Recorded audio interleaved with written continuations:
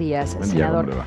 Bueno, hoy en un día muy particular, ¿no? Porque se cumplen 8 meses de la tragedia de Once y se acaban de conocer los procesamientos de exfuncionarios del gobierno. ¿Cómo analiza el desarrollo de la investigación? No, en esto no hay que hacer mucho para opinar, hay que dejar que la investigación siga su curso. El gobierno nunca ha tenido ningún interés de frenar ninguna investigación que involucre a algún funcionario, independientemente que yo pueda tener una visión de determinadas características. Hay que dejar que prospere la investigación, nada más. Bueno, en este caso hablamos de exfuncionarios, ¿no? Del gobierno, los dos en cuanto a transporte, también por parte de los empresarios. Ahora, hay voces, por ejemplo, de Leandro Despuy, que dice que de esto también tiene que tener una responsabilidad directa a Debido, de acuerdo a la investigación que él ha llevado adelante. La Auditoría General de la Nación nunca hizo nada sobre ese tema. Toda la información que ellos tuvieron y que utilizaron como recurso para armar sus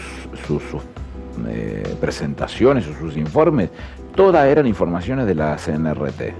Toda información de la CNRT, nunca ha sido por un trabajo específico hecho por la propia Auditoría General de la Nación, con lo cual lo que Despuy está diciendo, lo está diciendo en función de lo que dijo la propia CNRT, que dependía de Debido, con lo cual, o lo que tenía relación funcional con Debido, con lo cual yo no lo sé decir, eso seguramente volvemos al mismo caso, es una investigación que deberá seguir en el mismo camino en el que está y que no hay que meterse en el medio para dejar que el juez trabaje de la forma que él lo crea oportuno y conveniente, pero vuelvo a insistir, la Auditoría General de la Nación no hizo absolutamente nada que no sea en función de la información que recababa de la CNRT. Y en cuanto a las responsabilidades, senador, por ejemplo... Pero las responsabilidades las tiene que determinar el juez. ¿Cómo se va a saber quién fue el que tiene responsabilidades o culpas sobre este tema, o dolo, o lo que fuera? Investigándolo. ¿Y cuál es la forma más profunda para investigarlo? Los peritos. Bueno, dejemos que los peritos hagan todos los análisis pertinentes y que el juez los evalúe. Y una vez que lo evalúe, él tomará decisiones. Es imposible saber de otra manera que no sea de eso. Moyano decía el fin de semana también que el gobierno es un responsable indiscutible de esta situación, de lo que ha ocurrido con esta tragedia. Moyano es un alcahuete de Mañeto. No me tiene sin cuidado lo que dice Moyano. Él está jugando en esa posición que Mañeto le ordena y él va a seguir diciendo lo que le mandan a decir. A mí me tiene sin cuidado eso. Lo que me interesa es que el juez tenga las manos libres, como lo debe como corresponde que decía, y que ninguno interfiera para que pueda hacer todas las investigaciones pertinentes y escuchar a quienes saben realmente de estas situaciones. Los que saben, estudian, miran, ven cómo son las cosas, informan al juez y el juez toma las decisiones del caso. No hay que entrometerse en eso, hay que dejarlo que trabaje como corresponde. ¿Y sobre el control de los subsidios, senador? Es la misma situación. Los subsidios tienen un nivel determinado en función de cada uno de los segmentos que están ocupándose y en función de ellos hay cálculos que determinan cuánto le corresponde a cada uno. Y eso sí, la Auditoría General de la Nación tendría que haberlo analizado. Es muy simple, hay que analizarlo y seguirlo de cerca. Son cálculos matemáticos, no es mucha la diferencia. No hay ningún mea culpa que deba hacer el gobierno con respecto a lo que pasó. Pero en este mundo no rompe platos solamente el que no lava. El que lava platos, algún plato siempre rompe.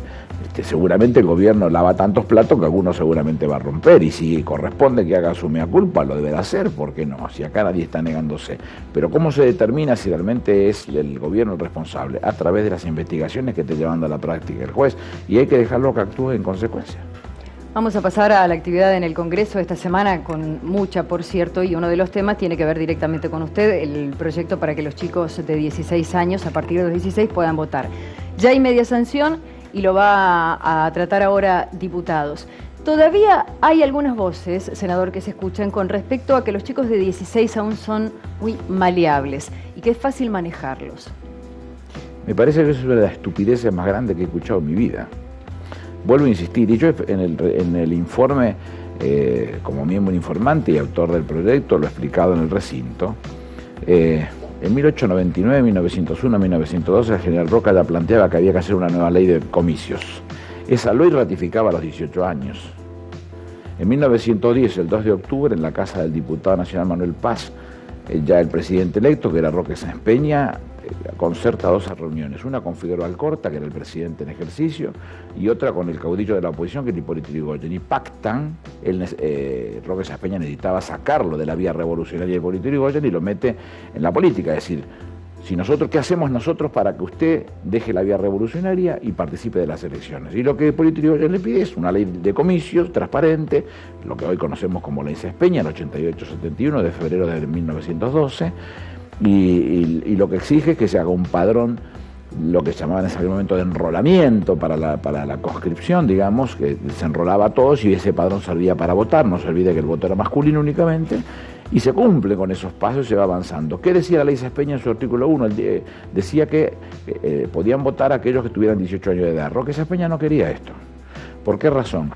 Y porque entendían que había otras formas de ordenar el tema de la votación, pero como lo necesitaba fuera de la vía revolucionaria, Hipólito Yrigoyen tiene que ceder algunas cosas. Y Hipólito Yrigoyen lo que le dice, mire, en la revolución de 1890 y las dos revoluciones de 1893, tres revoluciones radicales, participaron todos pibes también en esa época. ¿Yo qué le digo al pibe de 18 años que es capaz de poner el pecho, tirar tiros en defensa de una propuesta política y ahora no puede votar?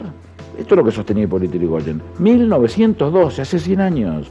La mayoría de la población era analfabeta, solo el 3% tenía educación secundaria, y me van a decir que 100 años después los chicos de 16 años no están más capacitados, más preparados y más informados, o con posibilidades de informarse más que hace 100 años. No tiene ningún sentido. El que dice eso no ha analizado ni siquiera la Convención de los Derechos del Niño, ni siquiera la propia 26061, la ley que hace la protección de los derechos del niño en Argentina y que dice que hay que prestarle atención a la maduración y al desarrollo de los chicos. Entonces nadie ha prestado atención a eso. Hablan de pico porque les conviene. Para que se queden tranquilos, son 1.450.000 más o menos, que en 28 millones y pico del padrón viejo, del anterior padrón, va a representar mucho menos del 4.5%. No impacta sobre ninguna elección, simplemente es reconocerle un derecho que le es intrínseco en segmento de la sociedad. Hay que ser respetuoso de esas cosas. Bueno, y a propósito de la actividad del Congreso, ¿el análisis del per saltum, senador, no es un tipo de presión a la justicia? No. El per saltum se aplicó en la Argentina por vía pretoriana, como se decía, es decir, por jurisprudencia de la Corte en el gobierno del doctor Menem, con una situación muy particular en la que se conoce el caso Dromi, o lo que se conoce como causa de las líneas argentinas. De los 9 miembros que componían la Corte, 6 estuvieron de acuerdo, pero 4 por una razón y 2 por otra. 4 porque consideraban que era una vía recursiva, un recurso que tenían para poder llegar a ese punto, y 2 porque sostenían que era un conflicto de poder entre el Poder Ejecutivo y el juez de primera instancia que había dictado sentencia en esa situación.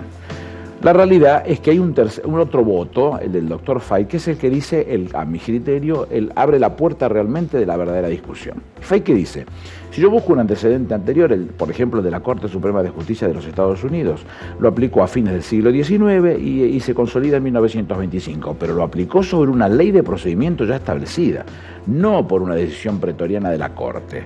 En este caso no hay ninguna ley, y cada vez que el Congreso trató temas parecidos nunca fue al per saltum. Entonces no nos podemos meter en lo que son los poderes implícitos, en este caso del Congreso. Eso dice el doctor Fay.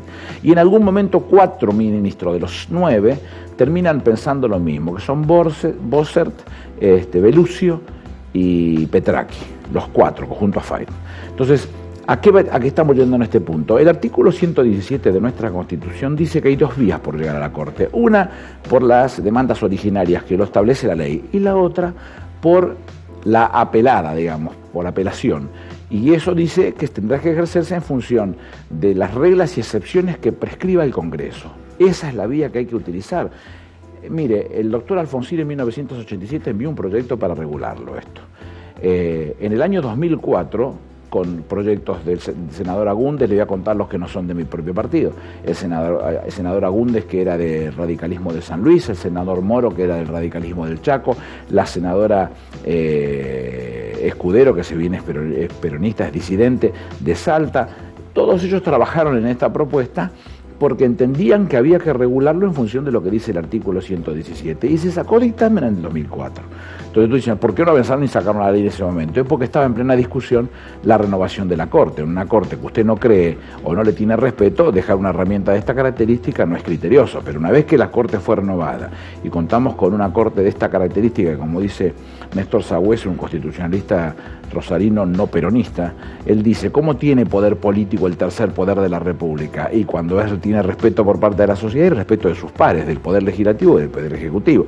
En este caso lo tiene de todos. Entonces, si ante una Corte de esta característica se puede reglamentar este sistema, que lo que dice En definitiva, el artículo 116 también dice que el Poder Judicial está en manos de la Corte y los juzgados inferiores. No habla de apelaciones, habla de juzgados inferiores. Es en caso de notoria gravedad institucional tomarlo, abocarse directamente a la Corte y resolverlo. Y esto es lo que estamos hablando, de preparar un proyecto que regule definitivamente para casos muy excepcionales, muy particulares, de notoria gravedad institucional que pueda resolver directamente la Corte. Entonces estamos en el marco de lo que dice la propia Constitución.